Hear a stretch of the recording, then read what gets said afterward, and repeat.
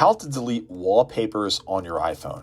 So if you were to hop into your settings and you scroll down until you see where it says wallpaper, this is going to show you all the wallpapers that you've made on your iPhone. As you see, you can just scroll through and just go through all of the different ones that you made.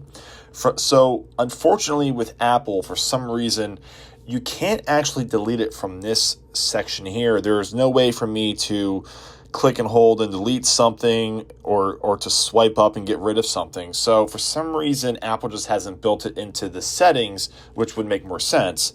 But what we can do is go and delete wallpapers from our lock screen. So come out of your settings, and what you want to do is swipe from your top left-hand corner. That way your actual lock screen comes up. And what you want to do from this point is click and hold, and as you see, it zooms out, and then from this point forward you can see all of those wallpapers that you had in your settings. So from this point forward, what you can do is pick one that you want to get rid of. Let's just say this one, and you want to swipe up slowly, and you're going to have an option here with the trash can. So go ahead and you can delete your wallpaper from here.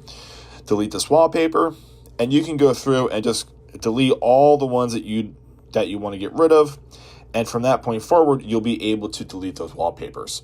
So it is a bit of a runaround, but that is a way to go ahead and delete those wallpapers. And if you were to go back, click and hold, and once you're decided on a wallpaper that you want permanently for your phone, all you have to do is choose it and then click on it, and then your lock screen becomes that wallpaper once again. And that's it.